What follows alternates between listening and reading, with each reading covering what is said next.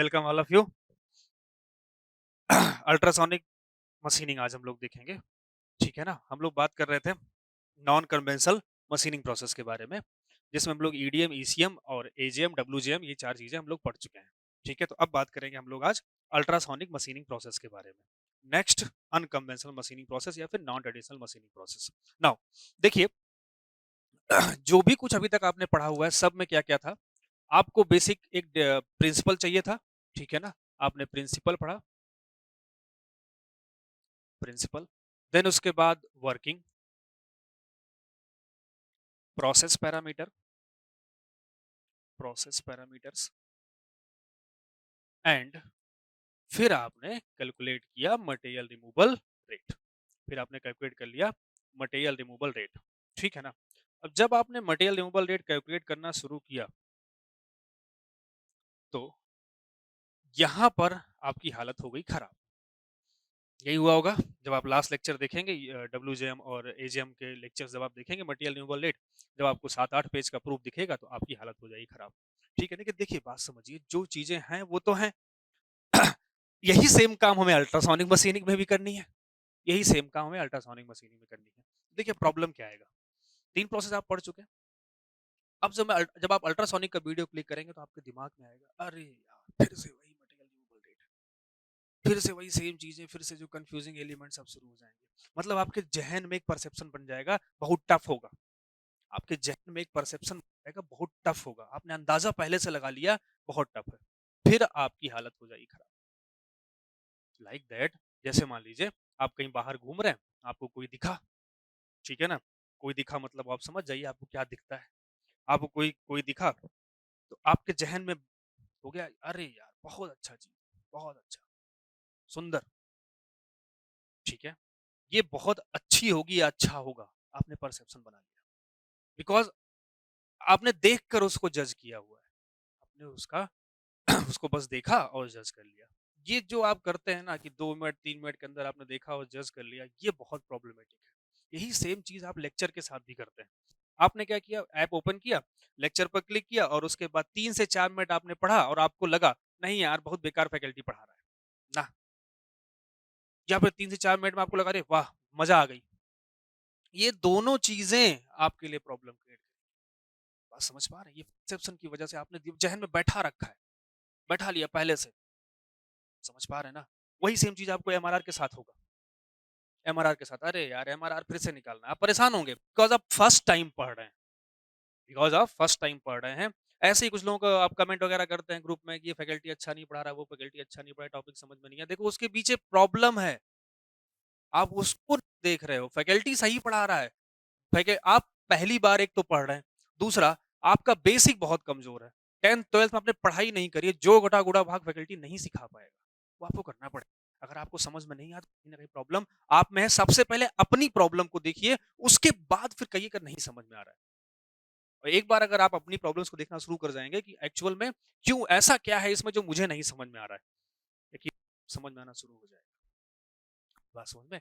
तो कहने का मतलब है अभी आप बच्चे हैं, अभी फर्स्ट टाइम पढ़ रहे हैं। जो आपको पढ़ा रहा होगा वो 20-25 बार पढ़ा चुका होगा उस टॉपिक को, ठीक है ना? वो अगर आपको स्लो मोशन में पढ़ा रहा है, बहुत स्लो रहा है, बहुत धीमे-धीमे लिख रहा है, उसका डायग्राम थोड़ा आड़ा-टेढ़ा बन रहा है, तो उसका ये मतलब नहीं कि उसको नहीं आता। उसका रीज़न ये है कि वो सोचता है, हम मैं जब जब मैं अपनी बात करूँ, जब मैं सोचता हूँ कि आप सेमेस्टर के स्टूडेंट, अगर आप ये कंपटीशन में बैठ के पढ़ रहे होते तो शायद अलग स्पीड में पढ़ाई हो रही होती। सेमेस्टर के स्टूडेंट हैं इसलिए हम लोग बहुत स्लोली पढ़ाते हैं। आई बात समझ में? तो दिमाग में जो आप बैठा लेते हैं इससे बहुत प्रॉब्लम। चलिए कहानी सुनाते हैं इसी बात पे, ठीक है? थोड़ा 5-10 मिनट एक्स्ट्रा भी चल जाएगा। 2 दोस्त थे, बूढ़े हो गए थे, 2 बुड्ढे दोस्त थे और दोनों का गाँव दूर-दूर था। उसमें से जो एक दोस्त था वो बहरा था, ठीक है ना? वो उसको कान से सुनाई नहीं पड़ता था। तो करता क्या था कि उस टाइम मशीन वगैरह होती नहीं थी, बहुत पुराने ज़माने की बात है और इतना ज़्यादा पैसे वगैरह भी नहीं होते थे, डॉक्टर भी अवेलेबल नहीं होते थे कि मशीन वगैरह वहाँ पे उसको प्रोवाइड कर दी जाए। तो होता क्या था, वो अपने साथ एक चेला रखा हुआ था, ठीक है? तो वो चेला क्या करता है, जैसे मान लीजिए सामने किसी से वो बात कर रहे हैं, तो उनको तो सुनाई नहीं पड़ रहा, तो चेला उनके कान में उस बात को जाकर तेजी से बोलता था कि वो पूछ रहे हैं कि आप कैसे हैं? तब वो बुढ़ऊ जवाब देते थे, ठीक है? तो उनके जो दूसरे गाँव में दोस्त थे, उनकी तबीयत खराब हुई। और उस दिन उनका चेला था नहीं और उनको उनसे मिलने जाना था। अपने दोस्त से मिलने जाना था और उस दिन उनका चेला वहाँ पर था नहीं। तो लोगों ने कहा कि अरे आपका चेला आज तो है नहीं, तो कैसे आप जाएँगे, कैसे बातचीत करेंगे? मैंने कहा कोई बात नहीं, दोस्त से ही तो मिलने जा रहे हैं। पूरी ज़िंदगी साथ में रहे हैं, पूरी ज़िंदगी की दोस्ती, हमें पता है वो क्या-क्या पूछेगा और हमारे पास सबका जवाब रेडी है। दिमाग में बैठा लिया उन्होंने। इतना पुराना रिलेशन है, कितनी पुरानी दोस्ती है, लेकिन यहाँ देखिए वो धोखा खा जाएँगे, ठीक है ना? तो उन्होंने उनको पता था कि वो क्या पूछेंगे और मुझे क्या जवाब देना है, चीज़ें एकदम क्लियर है। कुछ ऐसा नया तो हमारे बीच बातचीत होनी ही नहीं है, अब तो उम्र बीत गई है, अब तो एक पैर कब्र में मरने वाला हूँ। ठीक है, वो गए वहाँ पर। दोस्त लेटा हुआ बेचारा, बहुत बीमार, लेटा हुआ। उन्होंने उससे पूछा, "क्या हाल-चाल है मित्र? कैसे हो?" जो जिनको कान से कम सुनाई पड़ता था, जो बहरे थे, उन्होंने पूछा कि, "कैसे हो दोस्त? क्या हाल-चाल है?" तो सामने वाला दोस्त था, उसने बोला, "मरने वाला हूँ, तबीयत बहुत खराब है, मरने वाला हूँ।" तो इनको ये लगा कि भाई देखिए नॉर्मली जब भी आप किसी से पूछते हैं कैसे हो तो क्या बोलेगा? अरे बढ़िया है, सब ठीक है, क्या हाल-चाल? सब बढ़िया। तो उनको भी लगा कि वो यही बोलेगा, अरे हाँ, ठीक हूँ। का जब उन्होंने ये बोला कि मरने वाला हूँ, तबीयत बहुत खराब है, तब तक जो बहरे हुए दोस्त थे उन्होंने कहा, बहुत अच्छी बात है। उनको सुनाई तो पड़ा नहीं। उन्होंने जो परसेप्शन बना के रखा था, जवाब उनका रेडी, तो उन्होंने कहा बहुत अच्छी बात है, ये सबके साथ होता है, टाइम के साथ सही हो जाएगा, परेशान होने वाली कोई बात नहीं। सामने वाला दोस्त गुस्सा हो गया, अरे! ये क्या बोल रहा है? फिर उन्होंने पूछा, कौन से डॉक्टर से दिखा रहे हैं? सामने वाला बोलता है, यमराज से। बहरा दोस्त कह रहा है, अरे वाह, वाह, वाह, वाह! क्या बढ़िया डॉक्टर हैं, क्या बढ़िया डॉक्टर हैं। जो भी उनके पास जाता है, इलाज करवाता है, सही हो जाता है, एकदम बढ़िया। सामने वाला और गुस्से में। फिर उन्होंने पूछा, क्या खाने को बताया है डॉक्टर ने? डॉक्टर ने क्या खाने को बताया है? तो उन्होंने कहा, ज़हर। बोले, अरे वाह, वाह! बहुत अच्छा सादा भोजन है, जो भी जैसा भी खाओ बहुत आसानी से पच जाएगा, एकदम सही हो जाओगे। अब बताइए, सामने वाले पर क्या बीत रही होगी? समझ पा रहे हैं बात को? यही होता है जो आप दिमाग में बैठा लेते हैं। तो इस चीज़ को आपको अवॉइड करना है, ना बहुत ज़्यादा किसी के प्रति एकदम लगाव लगा लेना है और ना ही एक नज़र में देखते हुए कह देना है कि सामने वाला खराब है। आई बात समझ में? कि थोड़ा-सा आज की क्लास के पहले ये हम लोग थोड़ा-सा ये आप दिमाग बैठाएँगे, जीवन पर्यंत ये बातें आपको काम आएँगी। ठीक है ना? तो टॉपिक देखकर किताब पलट रहे हैं, नोट्स पलट रहे हैं, बहुत बड़ा डेरिवेशन है, तो पहले से दिमाग बैठा रहे मुझसे नहीं होगा। कैसे नहीं होगा? इंजीनियर हो यार तुम, कैसे नहीं होगा? ऐसा थोड़ी ना है, इंजीनियरिंग कर रहे हो, पॉसिबल ही नहीं है कि ना हो। कलम तो उठाओ, कलम कागज उठाओगे तब तो होगा ना वो क्वेश्चन। कलम कागज उठाओगे नहीं तो फिर कहाँ से हो जाएगा? ऐसे बैठे-बैठे मोबाइल चला रहे थोड़ी ना हो जाएगा। नहीं, नहीं होगा। आई बात समझ में? चलिए, आगे टॉपिक पर चलते हैं। बात करते हैं अल्ट्रासोनिक मशीनिंग प्रोसेस के बारे में। अल्ट्रासोनिक मशीनिंग प्रोसेस ये हमारा नेक्स्ट प्रोसेस है। हाँ। मैंने आपसे बताया था कि यहाँ पर कंडक्टिंग मटेरियल हो या नॉन कंडक्टिंग हो, दोनों यूज़ कर सकते हैं और मैंने आपको एजीएम में भी बताया था कि एजीएम का जो भी कॉन्सेप्ट है वो सब हम यहाँ पर यूज़ करेंगे। एब्रेसिव जेट मशीनिंग का जो भी कॉन्सेप्ट है वो हमने ये बताया था कि 3 प्रोसेसेस में यूज़ करेंगे। एजीएम में तो यूज़ होगा ही होगा, वाटर जेट मशीनिंग में एंड अल्ट्रासोनिक मशीनिंग, इन तीनों में यूज़ होगा। ठीक है ना? तो बात करते हैं कि अल्ट्रासोनिक मशीनिंग एक्चुअल में होता क्या है? ठीक है ना? सबसे पहले बात करते हैं कि इस अल्ट्रासोनिक का क्या मतलब है? इस अल्ट्रासोनिक का क्या मतलब है? तो अल्ट्रासोनिक का मतलब होता है frequency. Frequency more than Audible frequency. जिस फ्रीक्वेंसी पर आपका कान काम करता है, जिस फ्रीक्वेंसी पर आपको सुनाई पड़ता है, उस फ्रीक्वेंसी से ज़्यादा की जो फ्रीक्वेंसी होगी, अगर उस पर कोई चीज़ वाइब्रेट कर रहा है, तो उसको हमने क्या बोल दिया?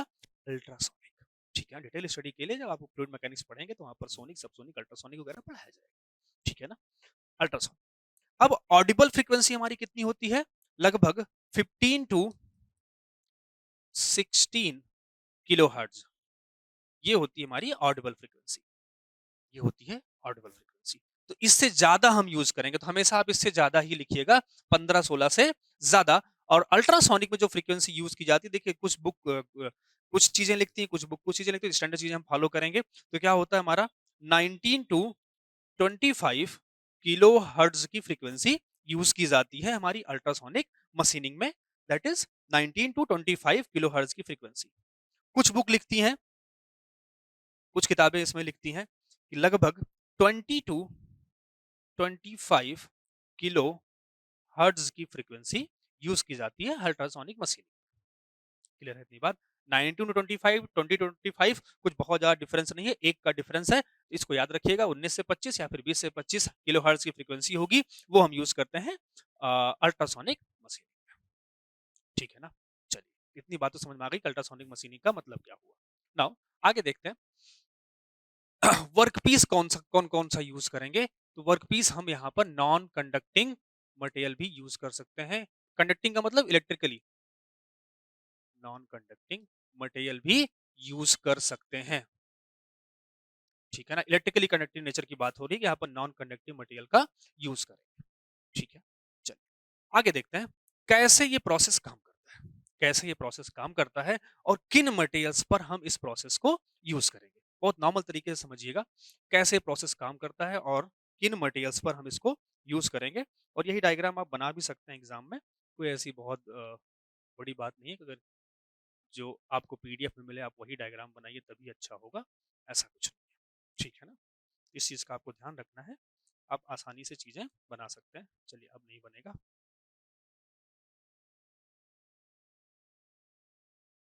नाउ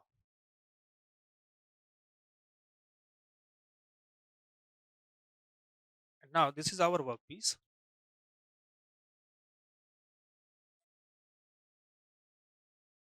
ये पूरा हमारा हो गया सेटअप। ऑफ कोर्स यहाँ पर फिक्सचर होगा, बार बार बनाने की कोई बहुत ज्यादा जरूरत नहीं है। ठीक है, यहाँ पर होगा हमारा ट्रांसड्यूसर, इसको बोलते हैं ट्रांसड्यूसर। ट्रांसड्यूसर वही डिवाइस है जो हमारी फ्रीक्वेंसी को जनरेट करे।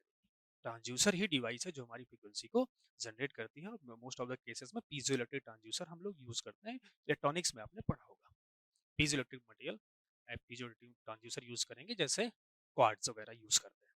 ठीक है ना? और इसको बोलते हैं horn. This portion is called horn. ठीक है, ये हमारा हो गया। आप इसको टूल भी बोल सकते हैं, टूल ना बोल के आप हॉर्न बोलिए, सेटअप बोलिए। And this is our work piece, this is our work piece.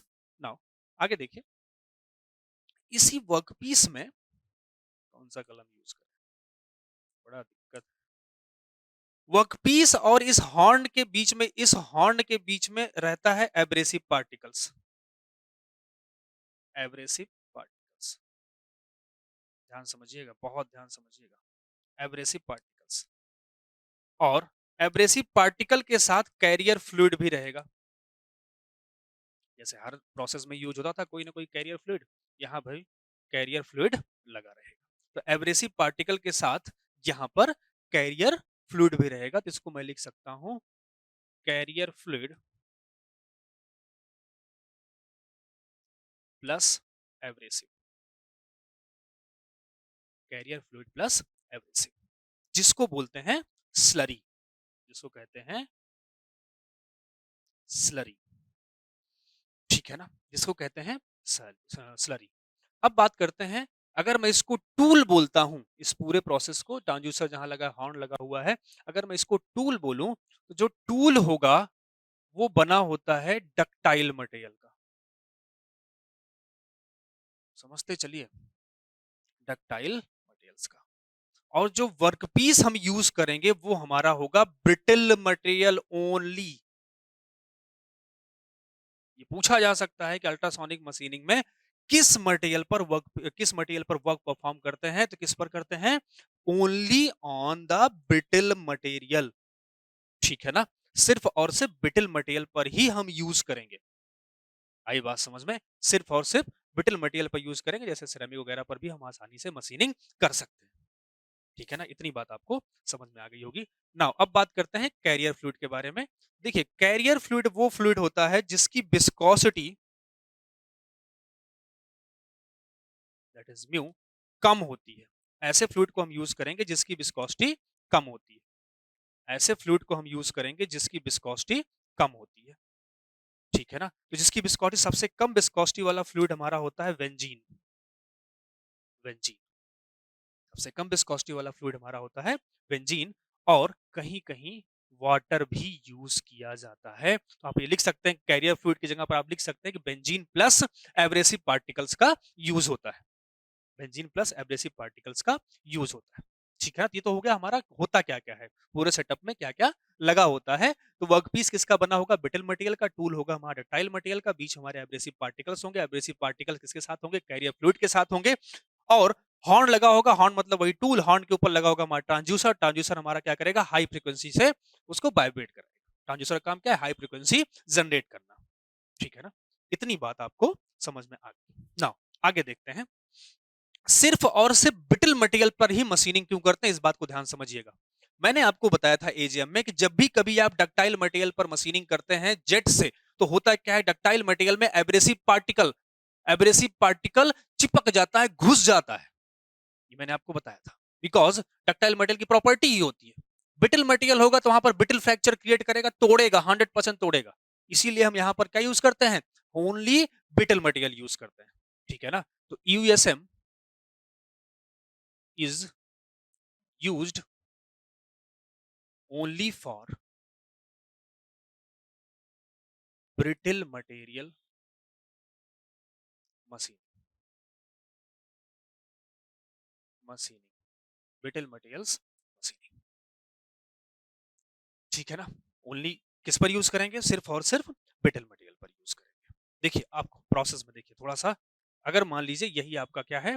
Horn है, और यहां पर एब्रेसिव पार्टिकल्स है, and this is our work piece. ये हमारा क्या है? वर्क पीस है। वर्क पीस, हॉर्न, या फिर आप टूल कह सकते हैं। अगर ये डक्टाइल मटेरियल का है, मैंने वो टूल किसका बना होगा? डक्टाइल मटेरियल का होगा तो इसमें एब्रेसिव घुस जाएगा।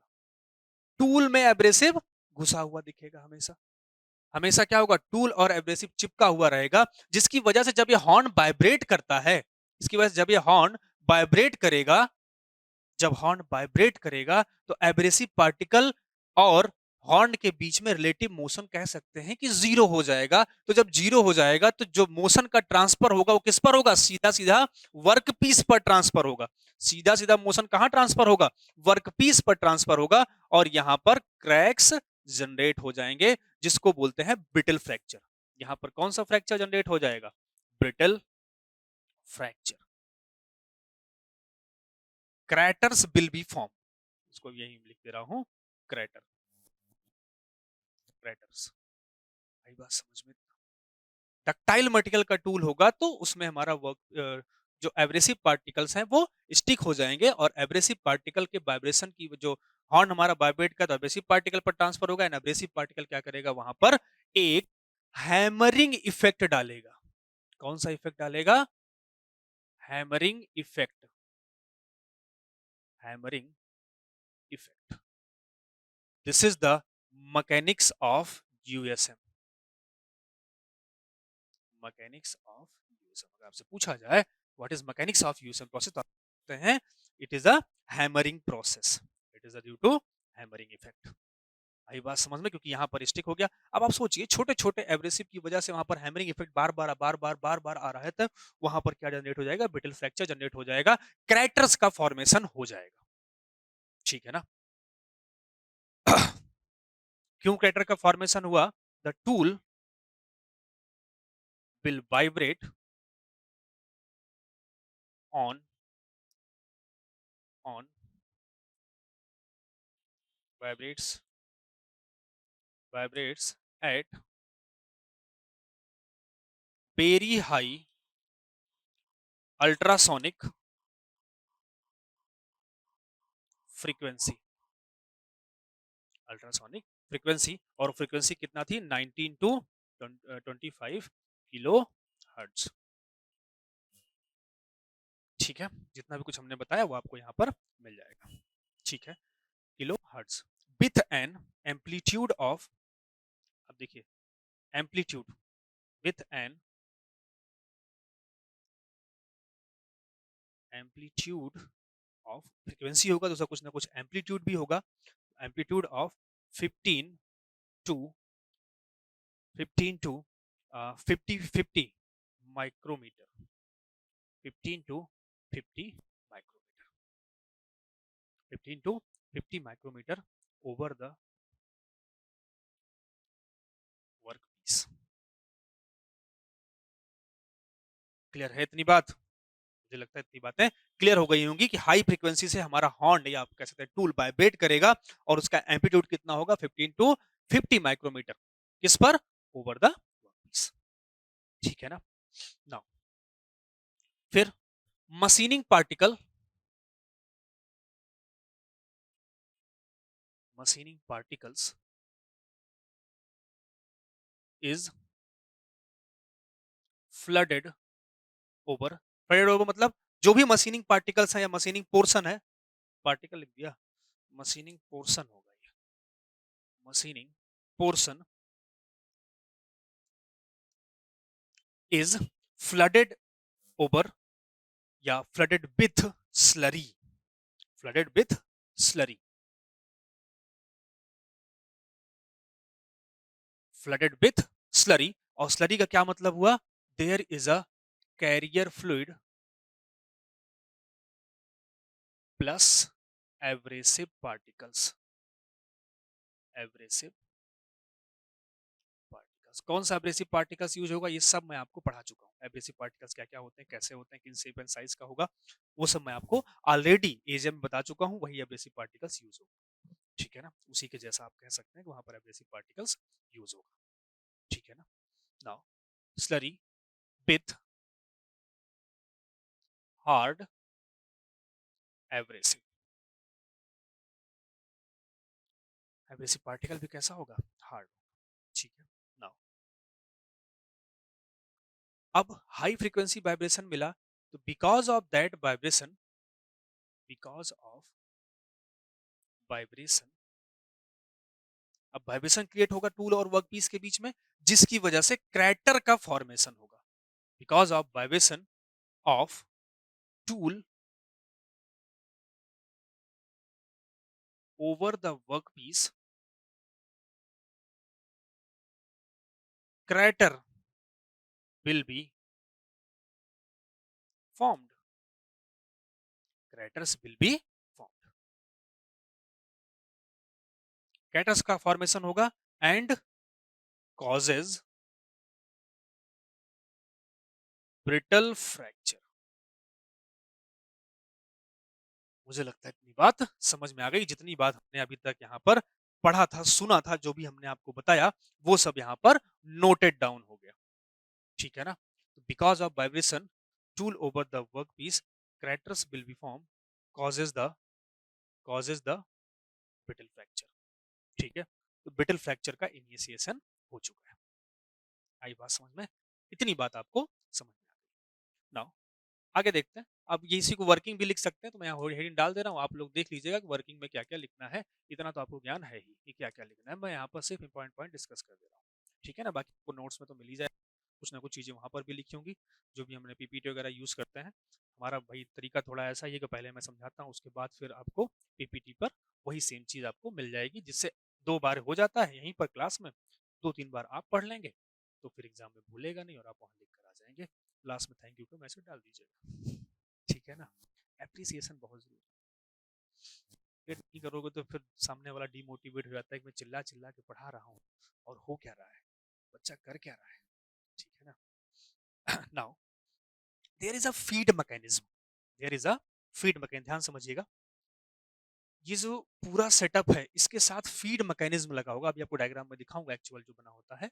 फीड मैकेनिज्म लगा होगा, तो उस फीड मैकेनिज्म की वजह से जैसे जैसे क्रैक का फॉर्मेशन हो रहा है, वैसे वैसे टूल वर्क पीस के साइड बढ़ रहा है, वर्कपीस के अगेंस्ट में वो क्या कर रहा है, बढ़ रहा है, जिससे ये टूल वर्कपीस गैप मेंटेन रहे।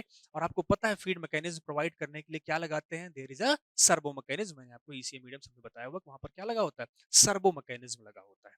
सेम वही सेम चीज स्लरी को हम इकट्ठा करेंगे, क्योंकि स्लरी में क्या हुआ, मटेरियल टूट के आया हुआ होगा, फिर से उसको क्लीन करने के बाद फिर से हम यहाँ पर ऐड कर देंगे। ठीक है ना, तो there is a servo mechanism, there is feed mechanism, mechanism कौन सा मैकेनिज्म लगा होता है, सर्वो मैकेनिज्म। सब आपको पता है। देखिए एक चीज और करिएगा कि जिस सीक्वेंस में लेक्चर अपलोडिंग हुई है उसी सीक्वेंस में पढ़ाई करिएगा। ऐसा नहीं कि कूद कूद कर पढ़ना शुरू कर दें। तो पहले अगर आप यूएसएम पढ़े तो आपको नहीं समझ में आया सर, क्योंकि आधा कॉन्सेप्ट तो मैंने पिछले वाले में बता दिया ना इसका, तो ये थोड़ा आपको ध्यान रखना पड़ेगा, ठीक है ना। There is a feed mechanism is provided to induced is provided to induced induced motion to the, कहां मोशन देंगे, मोशन टू द टूल, जिससे उसको और मटेरियल खाने के लिए जगह मिलती रहे, कांटेक्ट बना रहे। आई बात समझ में? तो उसके लिए क्या लगा के रखते हैं, सर्वो मैकेनिज्म लगा के रखते हैं। सर्वो मैकेनिज्म का काम क्या है, फीड मैकेनिज्म, वही हमारा क्या है, फीड मैकेनिज्म, फीड प्रोवाइड करना टूल एंड वर्कपीस के बीच में, टूल को फीड प्रोवाइड करना जिससे वो वर्कपीस के अगेंस्ट में काम कर पाए, ठीक है ना। नाउ आपने देखा वहां पर एक और पार्ट लगा हुआ था, हॉर्न, उसको कंसंट्रेटर भी बोलते हैं, हॉर्न और कंसंट्रेटर इज यूज्ड। अब देखिए हॉर्न एंड कंसंट्रेटर का क्या यूज है, जो हॉर्न जिसको हमने हॉर्न बोला था उसका क्या use, to amplify the vibration to the required amplitude. देखिए ध्यान समझिएगा, वाइब्रेशन आपको मिला, उस वाइब्रेशन को एम्पलीफाई करेगा, ठीक है ना। To amplify the vibration to the required amplitude,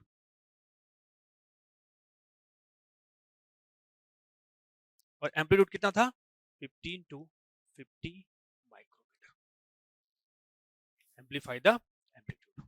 आई बात समझ में। एंड accommodates and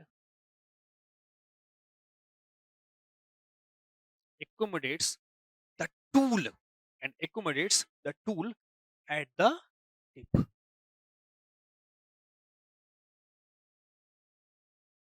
वो जो वाइब्रेशन मिला उसको एम्पलीफाई करते हुए विद एन एम्पलीट्यूड, उस वाइब्रेशन को कहां पर ट्रांसफर करेगा, टूल के टिप पर ट्रांसफर करेगा। और वहां पर क्या लगा होगा, टूल के टिप के बाद टिप से क्या कनेक्टेड होगा, एब्रेसिव पार्टिकल कनेक्टेड होगा, बिकॉज टूल किसका बना हुआ, डक्टाइल मटेरियल का बना हुआ, उसमें ऑलरेडी वो उसी के साथ मूव करेगा। और बार बार बार बार बार बार जब वो काम होगा, वही क्या होगा, हमारा फ्रीक्वेंसी। देखिए फ्रीक्वेंसी, हाई फ्रीक्वेंसी का मतलब क्या हुआ, हाई फ्रीक्वेंसी का मतलब सबसे पहले देखिए लो फ्रीक्वेंसी, लो फ्रीक्वेंसी से कहीं पर आप हिट कर रहे हैं, हैमरिंग इफेक्ट, ठीक है ना। जब आप ऐसे ऐसे वहां वाइब्रेशन भी होगा तो उसकी वजह से भी वहां पर क्या आएगा, हैमरिंग इफेक्ट आएगा। हाई फ्रीक्वेंसी, हम बहुत ज्यादा हाई फ्रीक्वेंसी यूज कर रहे हैं तो बार बार हिटिंग होगी, इसको बोलते हैं हाई फ्रीक्वेंसी, ठीक है ना। Low frequency, low frequency and high frequency. And amplitude क्या है, एम्पलीट्यूड का मतलब क्या हुआ, बहुत ध्यान समझिएगा। एक फ्रीक्वेंसी पर एम्पलीट्यूड को दिखाने की कोशिश कर रहे हैं, amplitude, low amplitude, high amplitude, high amplitude. कहने का मतलब amplitude like this is our low amplitude and this is our high amplitude. आई बात समझ में। और ये गैप क्या बता रहे हैं आपको, फ्रीक्वेंसीज बता रहे हैं, लो फ्रीक्वेंसी यूज कर रहे हैं या फिर हाई फ्रीक्वेंसी यूज कर रहे हैं। इतनी बात आपको समझ में आ गई होगी। और अब समझिए बहुत ध्यान से, ये सारी चीजें हो चुकी जो हमारा थ्योरेटिकल पोर्शन था, कि क्या क्या लगा होगा, कैसे किसकी वर्किंग होगी, प्रिंसिपल क्या है, और उसके बाद वर्किंग क्या है, और डायग्राम आपको दिख जाएगा, वो डायग्राम आप बना दीजिएगा, अदरवाइज जो मैंने बनाया वो भी बना दीजिएगा, वही सफिशिएंट है, ठीक है ना। नाउ चलते हैं आगे पार्ट पर, कैलकुलेशन ऑफ, बिल्कुल घबराना नहीं है, कैलकुलेशन ऑफ MRR, बिल्कुल नहीं घबराना, क्योंकि यही देख के आप घबरा जाते हैं, ठीक है ना। आप पहली बार पढ़ रहे हो इसलिए घबराओगे थोड़ा बहुत, और इसके लिए मैं शुरुआत में वो कहानी बता चुका हूं, तो घबराना बिल्कुल नहीं है, ठीक है ना। नाउ अब समझिएगा, ये आपका हॉर्न था, this is our horn, and here is the workpiece, workpiece, horn, और यहां पर लगा हुआ है हमारा एब्रेसिव पार्टिकल्स, ये सब हमारे क्या है, एब्रेसिव पार्टिकल्स है, ठीक है ना। अब समझिएगा, एक टर्म्स होता है, एक वर्ड होता है जिसको बोलते हैं बल्ज, क्या बोलते हैं, बल्ज, DG, उसको बोलते हैं बल्ज, ठीक है ना, कहीं डी लिखा होगा, या फिर आप सीधे बल्ज भी लिख सकते हैं, डी हटा भी सकते हैं। बल्ज देख लीजिएगा बुक में दोनों चीजें लिखी मिल सकती हैं आपको। बल्ज, बल्ज का मतलब होता है कॉम्बिनेशन ऑफ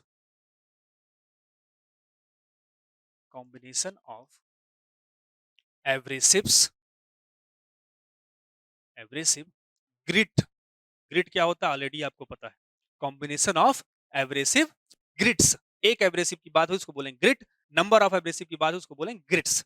तो जो भी एब्रेसिव ग्रिट का कॉम्बिनेशन होगा उसको बोलते हैं बल्ज। क्या बोलेंगे उसको? बल्ज बोलेंगे। ठीक है, अब समझिए ध्यान से, ये पूरा का पूरा, इसको थोड़ा सा और बड़ा देखते हैं।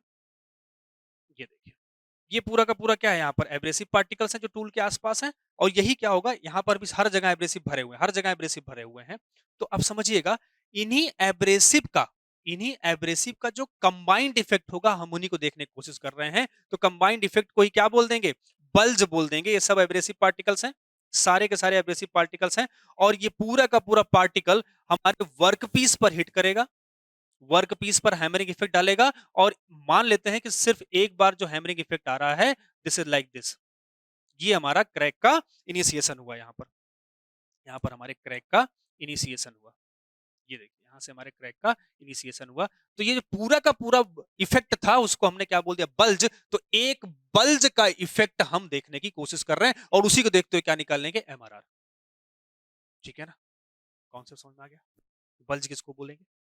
ठीक है, अब ध्यान समझिएगा, ये जो पूरा का पूरा बल्ज है, जो पूरा का पूरा बल्ज है, उसको हम क्या मान लेंगे? Spherical in nature. जो बल्ज है, जैसे वहां पर हम एब्रेसिव की बात कर रहे थे, पूरा एब्रेसिव जा रहा था, उसको हमने क्या मान लिया था? पूरा का पूरा ग्रिट मान लिया था। तो ये स्फेरिकल इन नेचर। तो जो बल्ज होगा उसका नेचर कैसा होगा? Spherical in nature.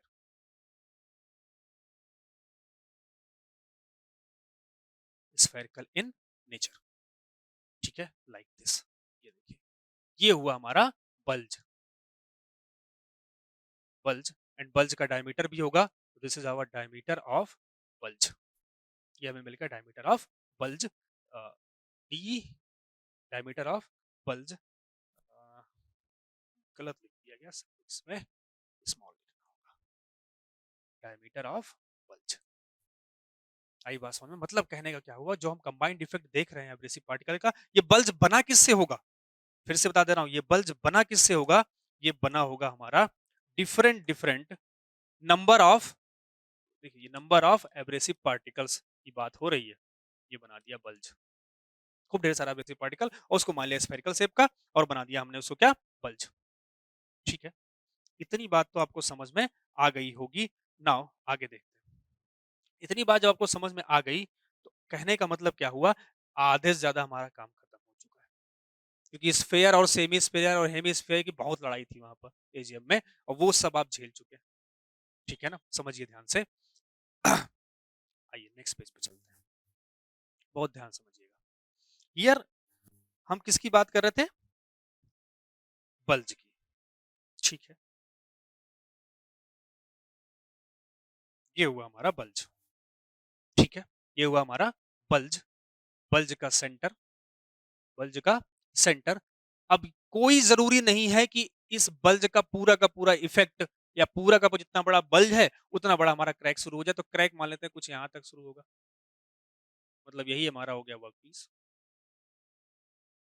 ये हमारा हो गया वर्क पीस, और इसी के नीचे हमारा क्रैक शुरू हुआ है, ये है हमारा क्रैक एरिया, ये हमारा क्रैक सरफेस। समझ पा रहे हैं बात को? बल्ज कैसा है? Sphere in nature. जो क्रैक इनिशिएट हुआ, वो देखिए वो कैसा है, दिस इज, ये क्या होगा हमारा?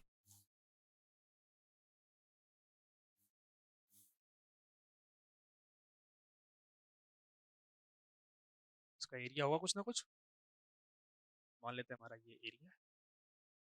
ठीक है, ये हमारा है एरिया, और ये कैसा पूरा शेप दिखेगा? यही शेप दिखेगा आपको।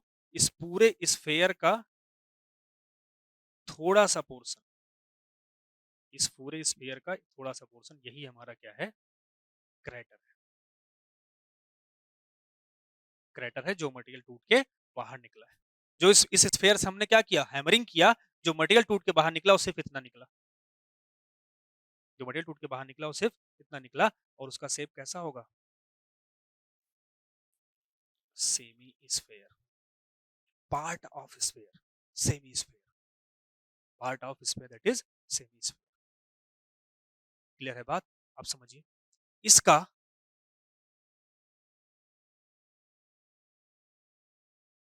नाउ आगे देखिए,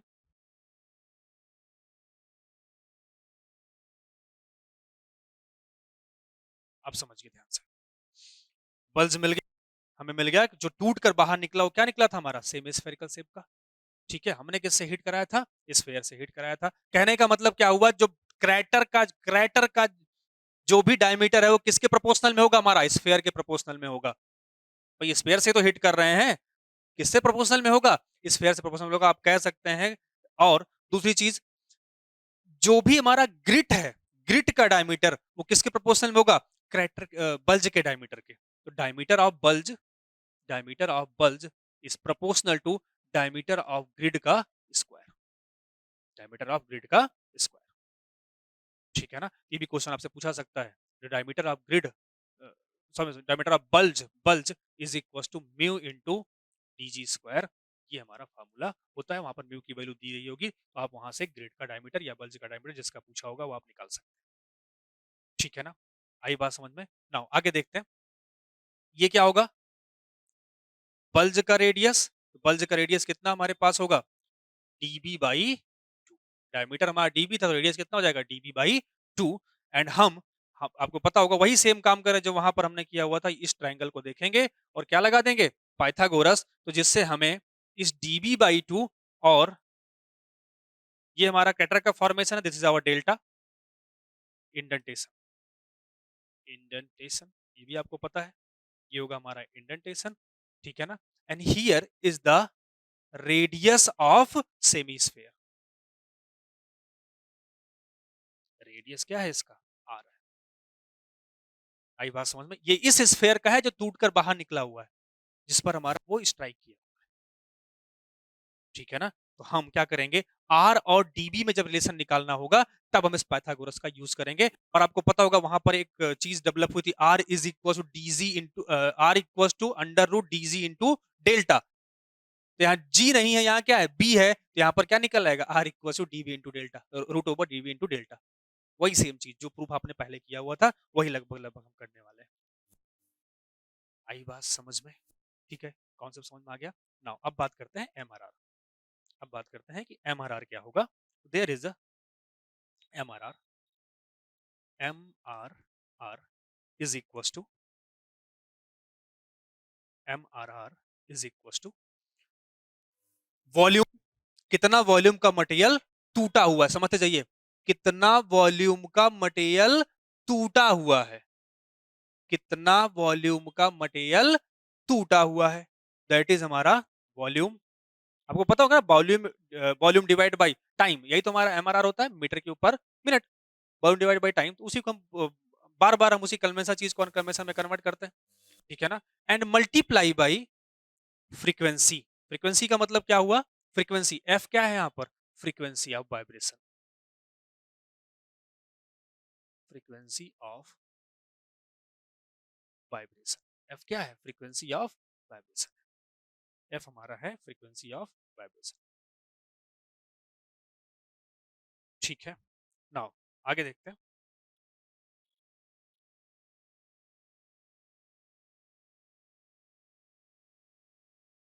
फ्रीक्वेंसी ऑफ वाइब्रेशन। ठीक है, मुझे लगता है आपको ये चीजें क्लियर हो गई होंगी कि फ्रीक्वेंसी ऑफ वाइब्रेशन से हमने क्या किया, यहाँ पर मल्टीप्लाई कर दिया। अब समझिएगा, यहाँ पर कितने बल्ज की बात की हमने? सिर्फ और सिर्फ एक। क्या एक ही बल्ज होगा क्या वाइब्रेशन जब हो रहा होगा? नहीं, नंबर ऑफ बल्ज होंगे ना, नंबर ऑफ बल्ज होंगे। तो नंबर ऑफ जब बल्ज होंगे तो वहां पर हम एन से मल्टीप्लाई कर देंगे। एन का मतलब क्या हुआ? F is the frequency of vibration and N is the number of bulge, N is the number of bulge. ये बन गया हमारा MRR, this is our MRR.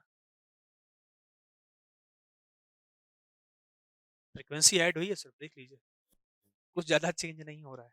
ठीक है, बिल्कुल घबराना नहीं है। नाउ अब मुझे बताइए, जो टूटकर बाहर निकला या जितने पर हमारा बल्ज स्ट्राइक किया, जितने पर हमारा स्ट्राइक किया, वो कैसा शेप का था? सेमी स्फेयर शेप का था और उसका रेडियस क्या था? आर था। देन वॉल्यूम कितना हो जाएगा उसका? उसका वॉल्यूम, उसी वॉल्यूम की तो बात हो जो टूटेगा, तो वॉल्यूम क्या हो जाएगा? वॉल्यूम वॉल्यूम वॉल्यूम अगर पूरा पूरा स्फेयर होगा तो हो जाएगा हमारा 4/3 पाई आर क्यूब।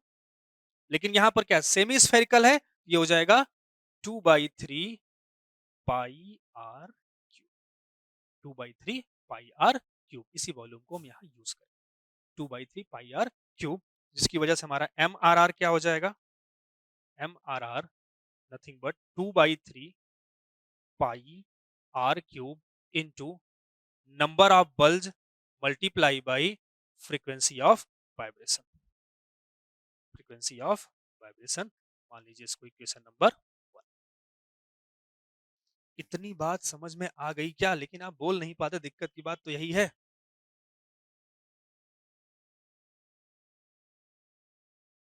दिक्कत की बात यही है कि फ्रीक्वेंसी मैच कराने के लिए दोनों साइड से बातचीत होना जरूरी है, जो कि हो नहीं पाता है। अब चलिए आगे देखते हैं। अब इस फार्मूले में आपको दिख रहा होगा यहां पर क्या है? आर है। यहां पर क्या है? आर है। तो अगर क्वेश्चन में आर के फॉर्म में दिया होगा तब तो आप रेडियस यूज कर लेंगे। वो आपसे बोलेगा ये मटेरियल टूटकर बाहर निकला सेमी स्फेरिकल शेप का, उसका रेडियस ये, उठाइए और एमआरआर में रखिए, फार्मूला रखिए, फ्रीक्वेंसी दिया होगा, काम खत्म। लेकिन इन केस अगर आर आपको नहीं दिया है तो क्या दिया जाएगा? अगर आर नहीं दिया जाएगा तो फिर क्या दिया जाएगा? इंडेंटेशन दिया होगा कि जो मटेरियल टूटा वो कुछ इतना टूटा, इंडेंटेशन दिया जाएगा। ठीक है ना? अगर इंडेंटेशन, मैक्सिमम इंडेंटेशन की बात होगी, आपको पता होगा ये कहां पर आ जाएगा? यहां पर आ जाएगा।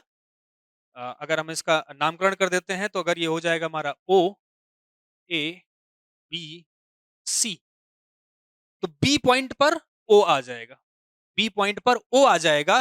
देन हमारा इंडेंटेशन क्या लिख देंगे? डेल्टा मैक्सिमम लिख देंगे। क्या लिख देंगे उसको? Delta maximum. ये कॉन्सेप्ट मैं आपको ऑलरेडी बता चुका हूं।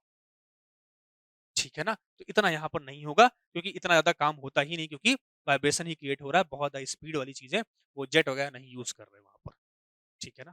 ब्रिटल मटेरियल है तो फ्रैक्चर होगा ही होगा। टाइल होगा तो ऑलरेडी ये क्या हो जाएगा? घुस जाएगा, कोई काम नहीं हो, कोई मटेरियल बाहर नहीं हो, सिर्फ स्क्रैच करेगा, निशान बनाएगा, मटेरियल कट होकर बाहर नहीं निकलेगा। ब्रिटल मटेरियल में ब्रिटल फ्रैक्चर का क्रिएशन हो जाएगा। ठीक है, चल। तो कहने का मतलब अब हमें एक रिलेशन डेवलप करना है, किसे किसके बीच में? आर और आर को हम एलिमिनेट कर दें किसके फॉर्म में? डेल्टा के फॉर्म में। ठीक है ना? हमें एक रिलेशन निकालना है, रिलेशन निकालना है R in terms of delta. किसके टर्म्स में निकालना है? डेल्टा के टर्म्स में निकालना है। आर की वैल्यू निकालनी है हमें डेल्टा के टर्म्स में, और आपको सारी चीजें पता है। आपको सारी चीजें पता है। आप क्या करना है आपको? इस ट्राइंगल ओ, इस ट्राइंगल ए बी ओ में आपको लगाना है पाइथागोरस। इस ट्राइंगल ए बी ओ में आपको लगाना है Pythagoras. In triangle A B O, in triangle A B, देखिए क्या था ए बी ओ? यही ट्राइंगल था, ये था triangle. This is our A B O. ये था हमारा डायमीटर ऑफ बल्ज बाई 2, और ये था हमारा radius of r. Radius of r. OB की वैल्यू हमें निकालनी है। ओबी यहां से देख लीजिए। ओसी की वैल्यू कितनी है?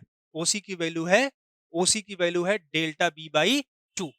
ये देखिए, ये पूरा का पूरा वैल्यू कितना रेडियस के बराबर होगा? That is delta, sorry, dB by 2, diameter of bulge का आधा रेडियस हो गया। और उसमें से हम क्या करेंगे? आर को माइनस कर देंगे तो हमें क्या मिल जाएगा? ओबी मिल जाएगा। उसमें से अगर हम आर को माइनस कर देंगे तो हमें क्या मिल जाएगा? ओबी मिल जाएगा। तो ये क्या बन जाएगा? Diameter of bulge by 2, diameter of bulge by 2 minus, यही तो बनेगा। Diameter of bulge by 2 minus R को करें, देखिए आर को तो हमें चेंज करना ही करना है ना, तो diameter of bulge by 2 minus हम करेंगे डेल्टा, क्योंकि हमारे पास किस में कन्वर्ट करना है? इसको इंडेंटेशन में कन्वर्ट करना है। तो हम क्या करेंगे? इस डीबी बाई 2 में से बीसी का पोर्शन माइनस कर देंगे तो हमें क्या मिल जाएगा? ओबी मिल जाएगा। तो ओ बी हमारा क्या आ गया, DV by two minus delta, DV by two minus delta. मिल गई तीनों चीजें, पाइथागोरस हम आसानी से हम लगा सकते हैं। तो क्या हो जाएगा, O A square, O A square is equal to A B square plus O B square, यही हो जाएगा, A B square plus O B square. O A की वैल्यू कितनी है, ओ ए की वैल्यू है DB by two square is equal to, A B को देखिए, ए बी क्या है, आर है, that is R square. O B क्या है, ओ बी है हमारा dB by two minus delta whole square. Delta यहां पर क्या है, इंडेंटेशन है, ध्यान रखिएगा, डेल्टा इज द इंडेंटेशन, ठीक है ना।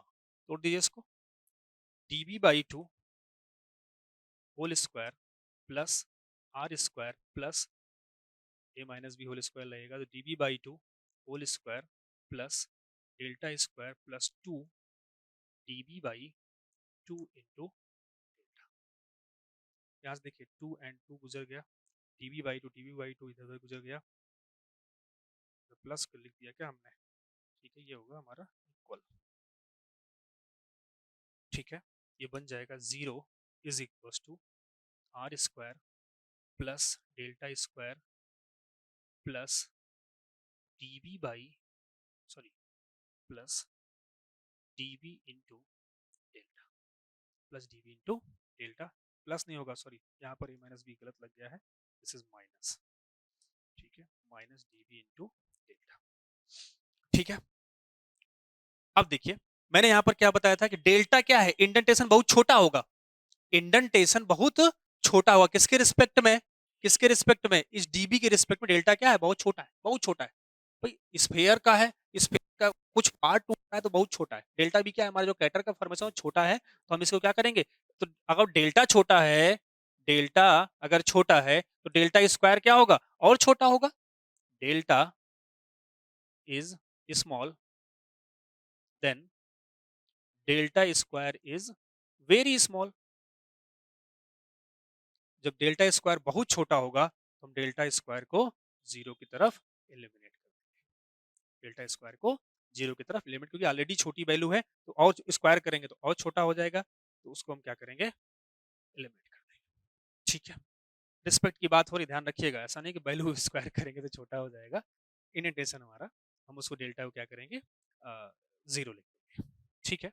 नाउ हमें यहाँ से मिल जाएगा R square is equal to DB square into delta, DB square into delta. ये कॉन्सेप्ट आप ऑलरेडी लगा चुके हैं, कर चुके हैं, एक बार याद रखिएगा, एजीएम में भी यही हमने सेम काम किया हुआ था, ठीक है। हो सकता है अगर वहाँ पे थोड़ा बहुत इसका डाउट होगा तो यहाँ क्लियर हो गया, ठीक है ना।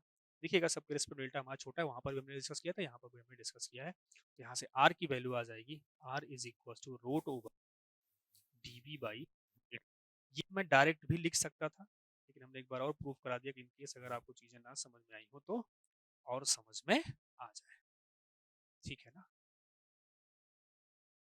मुझे लगता है ये चीज आपको समझ में आ गई होगी ना। अब इस आर को हम क्या करेंगे, एम आर आर में पुट कर देंगे, इसको मान लीजिए इक्वेशन नंबर 2, इक्वेशन नंबर 1 और इक्वेशन नंबर 2 से अगर देखेंगे हमें क्या मिल जाएगा, एम आर आर का फॉर्मूला डेल्टा के रिस्पेक्ट में, फ्रॉम इक्वेशन 1 एंड 2 हमें मिल जाएगा, एम वहां पर एम आर आर क्या था, M R R is equal to 2/3 pi R square, sorry pi are cube into N into F, यही था वहां पर 2/3 pi are cube N into F, और यहाँ पर हम वैल्यू पुट कर दें किसकी, डेल्टा की, तो यहाँ से हो जाएगा R is equal to root over, R is equal to root over diameter of bulge into delta, ये पुट कर देंगे यहाँ पर, या फिर आप इसको simply R square is equal to diameter of bulge into delta put कर देंगे, ठीक है। तो यहाँ पर हमारा बन जाएगा, यहाँ पर हमारा बन जाएगा, आर की जगह आप क्या पुट कर देंगे, root over D B into delta, तो एम आर आर आ जाएगा MRR is equal to 2/3 pi. अब समझिए यहाँ से किसकी वैल्यू पुट कर रहे हैं हम लोग, आर की जगह लाइक दिस, या आर स्क्वायर की जगह डीवी इंटू डेल्टा। ठीक है, तो अब देखिए यहाँ पर बचेगा क्या, अ, यहाँ पर हमारा जो है ये हो गया। ठीक है, ये पुट कर लेंगे आप। नाउ आगे देखिए, if we are using a ductile material, then क्या होगा, अगर डक्टाइल मटेरियल हम यूज करेंगे तो वहां पर एक प्रॉब्लम आती है, डक्टाइल मटेरियल में हमारा पूरा का पूरा एब्रेसिव चिपक जाता है। तो यहाँ पर हो जाएगा 2/3 pi are cube into number of bulge into frequency की जगह हम आर की जगह क्या पुट कर देंगे, that is root over DB into delta. यहाँ पर आ जाएगा under root DB into delta number of bulge into frequency. ये हमारा बन गया एम आर आर का formula, M R R for ultrasonic machining, M R R for ultrasonic machining. ये आपको याद रखना पड़ेगा, ठीक है ना। तो मुझे लगता है ये आपको समझ में आ गया होगा। इसी से आपके सारे न्यूमेरिकल्स बन जाएंगे, इसी से आपके सारे न्यूमेरिकल बन जाएंगे। बस थोड़ा सा ध्यान देकर आप न्यूमेरिकल को लगाइएगा, ठीक है। 2/3 root over D B delta N and frequency, this is material removal rate in USM process, material removal rate in ultrasonic machining process, ठीक है ना। तो याद रखिएगा अल्ट्रासोनिक हमने किसके लिए सिर्फ यूज किया, ब्रिटल मटेरियल के, डक्टाइल मटेरियल के लिए अल्ट्रासोनिक मशीनिंग यूज नहीं करते, मटेरियल के लिए यूज, डक्टाइल मटेरियल के लिए यूज नहीं करेंगे, ओनली किसके लिए करेंगे, ब्रिटल मटेरियल के यूज करेंगे। और वो क्यों करते हैं वो मैं आपको बता चुका हूँ ना। आगे चलते हैं, ये तो हमारा कहानी। ना अब बात करते हैं प्रोसेस पैरामीटर की। प्रोसेस पैरामीटर, रंग रंग की कलम यूज करने से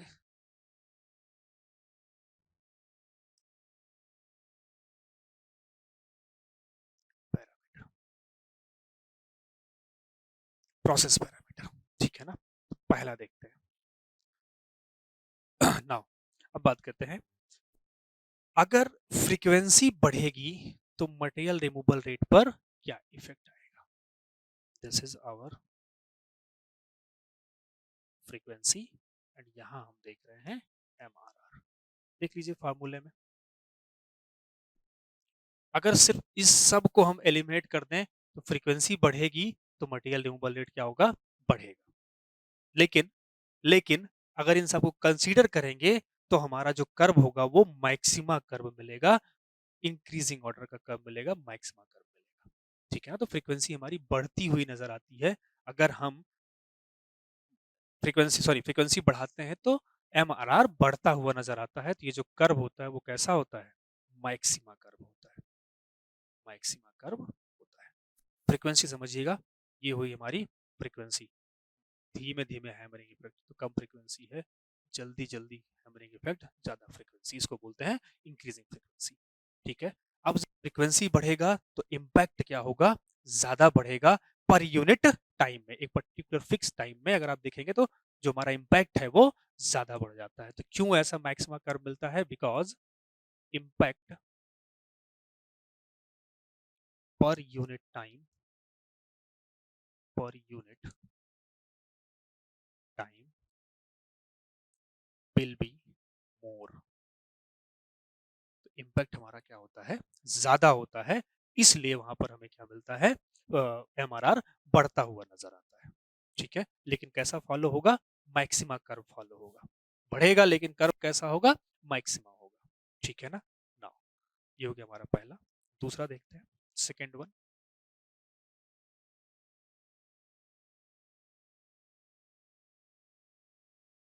material removal rate, MRR and frequency हो गया, फ्रीक्वेंसी के बाद हमें मिलेगा amplitude,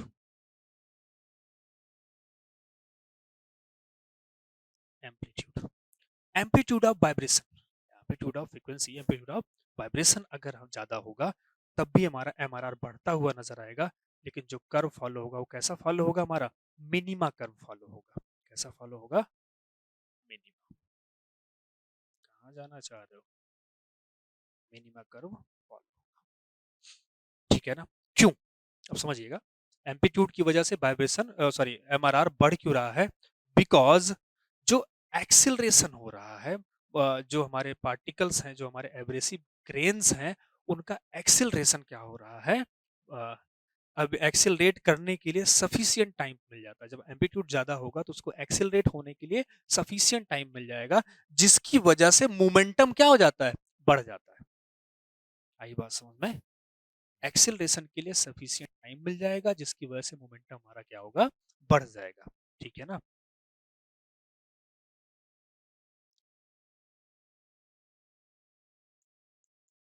time for acceleration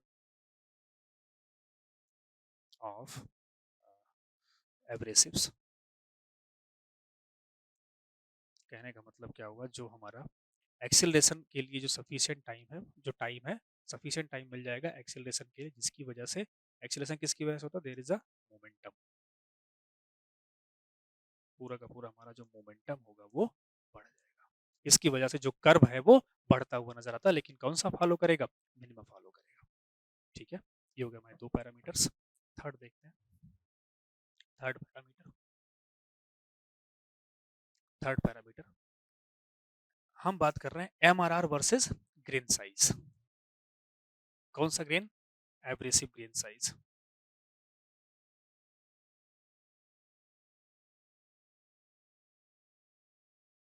versus MRR. अब देखिए, एब्रेसिव का साइज बढ़ रहा है, एब्रेसिव का साइज बढ़ रहा है। देखिए ध्यान समझिएगा, छोटा एब्रेसिव है, छोटा एब्रेसिव है तो क्रेटर भी क्या होगा? छोटा। बड़ा एब्रेसिव है तो क्रेटर का साइज भी क्या होगा? बड़ा होगा। कहने का मतलब क्या हुआ कि एमआरआर आपको बढ़ता हुआ नजर आए। कहने का मतलब जो हमारा इम्पैक्ट एरिया होगा, देखिए दोनों में क्या डिफरेंस है? Impact area will be more. जब साइज बढ़ेगा, इससे इससे कन्वर्ट करेंगे, स्मॉल से बड़े में जब आप जाएंगे तो इम्पैक्ट एरिया क्या हो जाएगा? बढ़ जाएगा, जिसकी वजह से मटेरियल रिमूवल रेट बढ़ता हुआ नजर आएगा।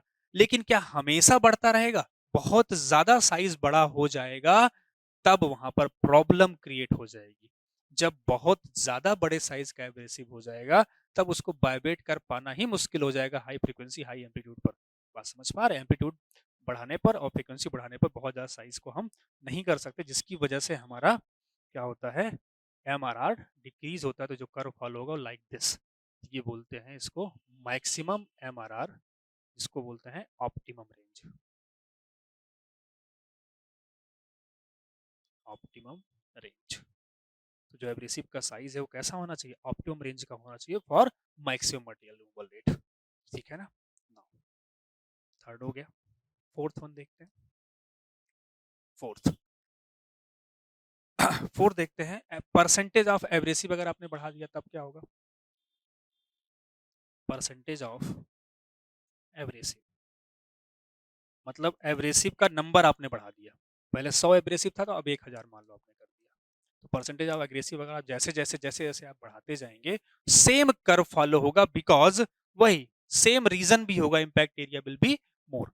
जैसे जैसे एब्रेसिव बढ़ता जाएगा, बल्ज में ज्यादा एब्रेसिव हो जाएंगे तो इम्पैक्ट एरिया नो डाउटली क्या हो जाएगा? ज्यादा होगा। लेकिन एक टाइम के बाद बहुत ज्यादा एब्रेसिव हो जाएगा तो एक एब्रेसिव से दूसरे एब्रेसिव में वाइब्रेशन की वजह से इम्पैक्ट क्रिएट करने के लिए स्पेस ही खत्म हो जाएगा, तो फिर वहां पर प्रॉब्लम आ जाएगी और फिर क्या होगा? हमारा एमआरआर कम हो जाएगा। इसको बोलते हैं ऑप्टिमम रेंज। तो ऑप्टिमम रेंज पर हमें क्या मिलेगा? मैक्सिमम एमआरआर मिलेगा। या फिर परसेंटेज ऑफ एब्रेसिव कैसा होना चाहिए? ऑप्टिमम रेंज का होना चाहिए, मतलब न बहुत ज़्यादा हो ना बहुत कम हो, एक लिमिट तक तो बढ़ेगा, उसके बाद क्या होगा? हमारा एमआरआर कम होगा। ठीक है ना? फिफ्थ वन, ये इंपॉर्टेंट है, सारे इंपॉर्टेंट है एक तरीके से। ठीक, इसमें से कुछ गेट वगैरह पूछे गए कई बार। अगर जो हम कैरियर फ्लूइड यूज कर रहे हैं उसकी विस्कोसिटी पर अगर कुछ चेंज करते हैं तो अगर विस्कोसिटी बढ़ाएंगे, मैंने आपसे क्या बोला था, वहां पर लो विस्कस मटेरियल यूज करते थे, बेंजीन यूज करते थे, ठीक है। तो विस्कोसिटी ऑफ कैरियर फ्लूइड की अगर विस्कोसिटी बढ़ जाएगी तब क्या इफेक्ट आएगा, विस्कोसिटी ऑफ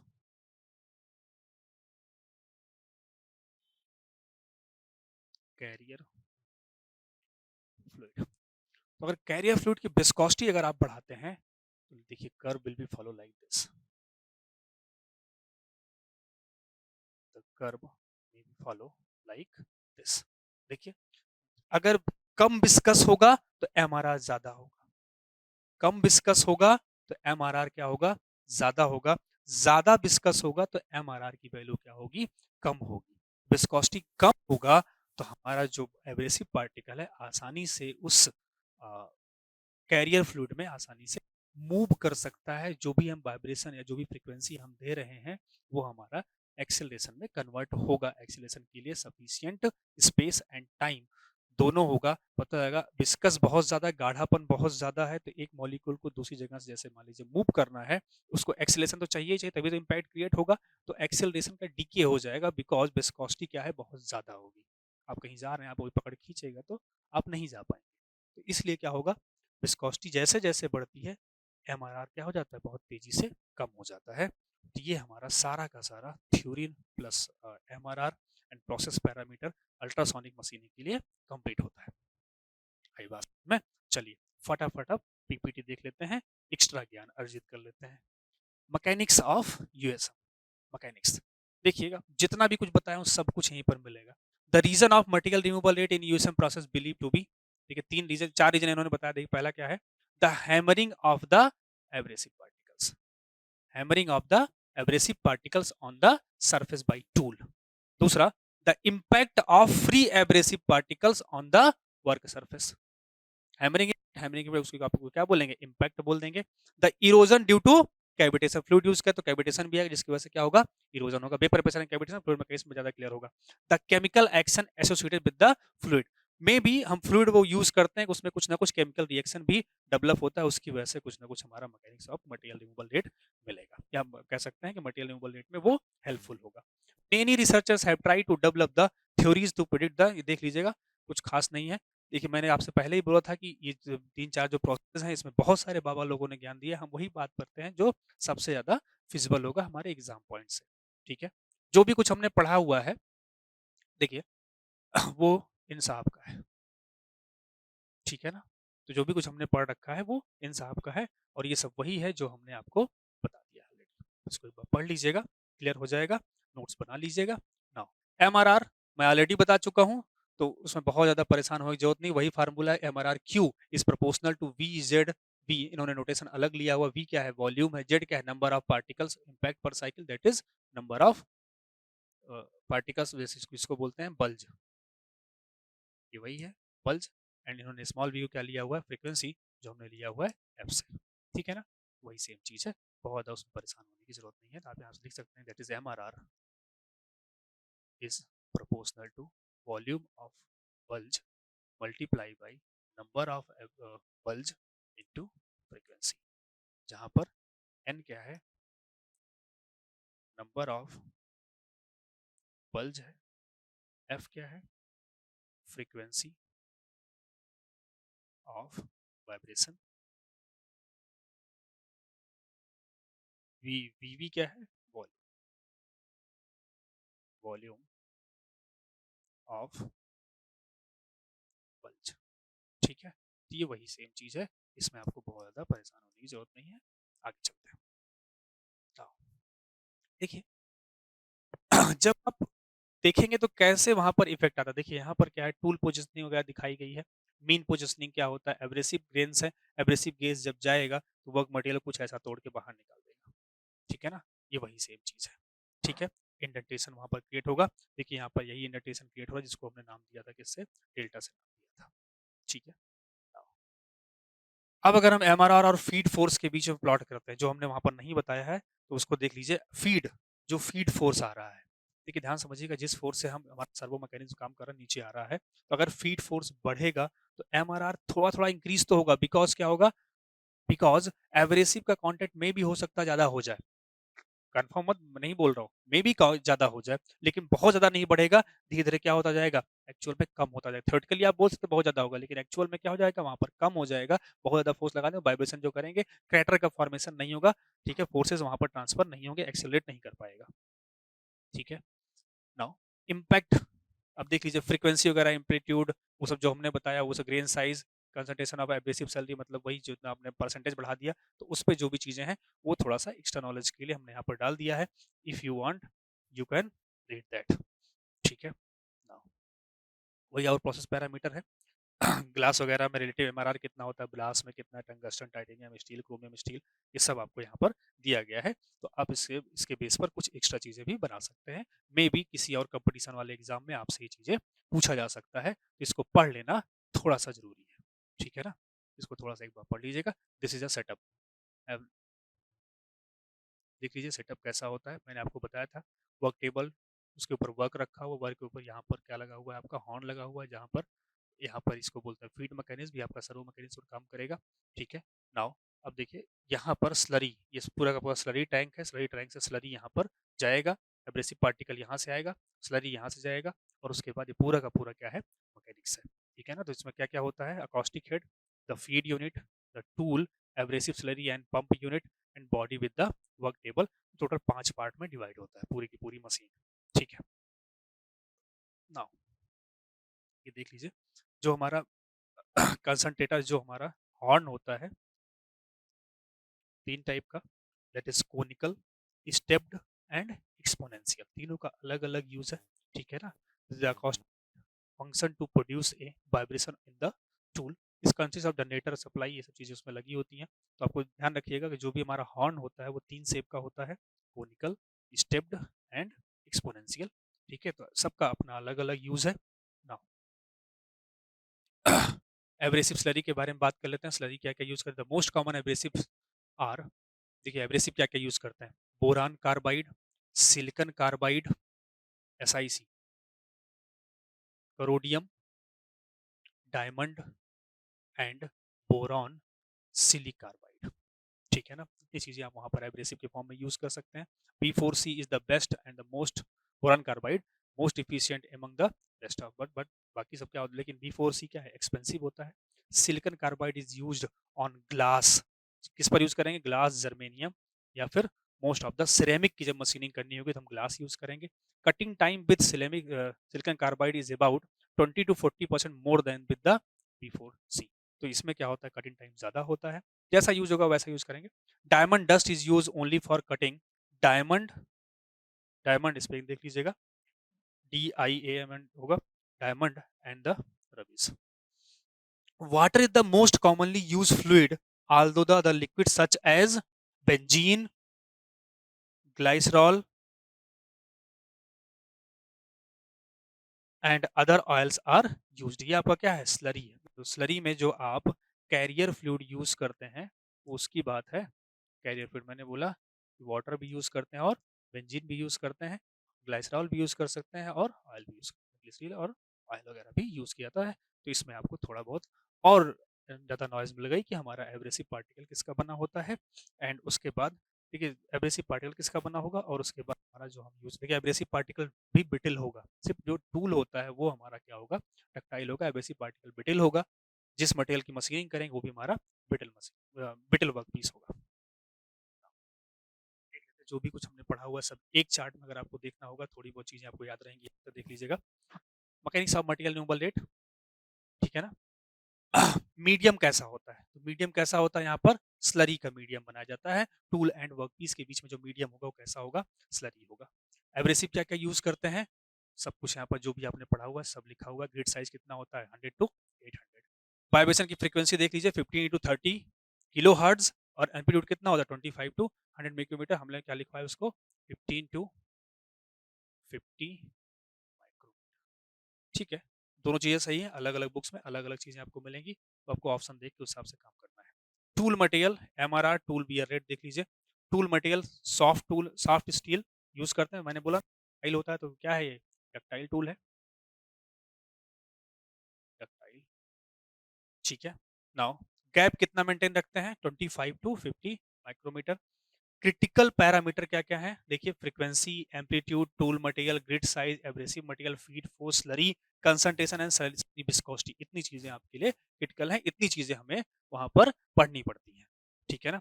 मटेरियल एप्लीकेशंस क्या-क्या देखिए मटेरियल्स एंड एलॉयज़, इस metals and alloys particularly hard and brittle किस पे यूज़ करेंगे इस प्रोसेस को?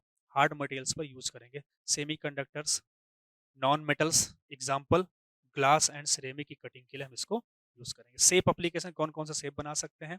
राउंड शेप हो सकता है, इर्रेगुलर होल्स हो सकते हैं या फिर इंप्रेशन कहीं पर कोई बनाना है तो वहाँ पर भी यूज कर सकते हैं। ठीक है? Limitations very low material removal rate. Material removal rate क्या होगा? बहुत कम होगा। टूल का वियर होगा। देखिए टूल में होता क्या है? टूल में ये मान लीजिए आपका टूल है और ये आपका एब्रेसिव जो इस टूल के अंदर घुस गया है, जिसकी वजह से यहाँ पर वर्क हार्डनिंग हो जाएगी। प्रॉपर्टीज चेंज हो जाएंगी। तो इसकी वजह से क्या होगा जब ये एब्रेसिव बाहर निकलेगा, जब ये एब्रेसिव बाहर निकलेगा तो उसकी वजह से क्या होगा ये पूरा का पूरा टूल भी क्या हो जाएगा खुरदरा बन जाएगा। तो इसका मतलब क्या हुआ टूल वियर भी यहाँ पर होता है। ठीक है ना? Depth of holes, cavity small, cavities जो होती है हमारी स्मॉल होती है। ये सब कुछ आपका एक ही चार्ट में मिल गया है। ठीक है ना? तो ये कहानी हुई हमारी एब्रेसिव जेट मशीनिंग के लिए। ठीक है? सारी की सारी चीज़ें कंप्लीट हो चुकी हैं, न्यूमेरिकल्स 1-2 पिछले साल में आए हुए हैं, तो पीवाईक्यू सीरीज़ में लगवा दिया जाएगा। आप लोग भी बुक वगैरह कोई फॉलो करिए और वहाँ से आप क्वेश्चंस लगाइए। जो भी आपने हमारा का फार्मूला प्रूफ किया हुआ है, उसी के बेस पर सारे क्वेश्चंस लग जाएँगे। ठीक है? जितना भी कुछ हमने पढ़ाया है, मोर देन इनफ है, मोर देन इनफ है। जो भी आपके एग्ज़ाम पॉइंट ऑफ व्यू तक आप देखें, चाहे वो ऑब्जेक्टिव के लिए हो, चाहे वो कन्वेंशनल क्वेश्चन के लिए हो, चाहे वो थ्योरेटिकल पोर्शन के लिए हो, सारी चीज़ें मोर देन इनफ है। ठीक है ना? बस आज के लिए इतना ही। नेक्स्ट क्लास में हम बात करेंगे बाकी जो बचे हुए हमारे एलबीएम, ईवीएम सॉरी लेज़र पढ़ना है उसके बाद इलेक्ट्रॉन बीम 2 और बचे हुए हैं उनको कंप्लीट करते हैं। ठीक है ना? चलिए थैंक यू सो मच।